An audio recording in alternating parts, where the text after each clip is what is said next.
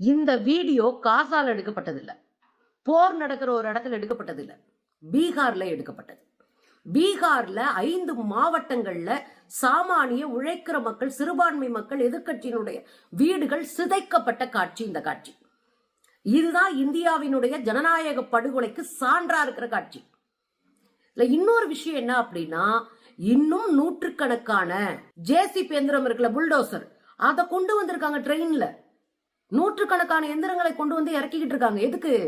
இன்னும் பல மாவட்டங்களில் இந்த வேலையை அவர்கள் செய்ய போகிறார்கள். பாருங்க.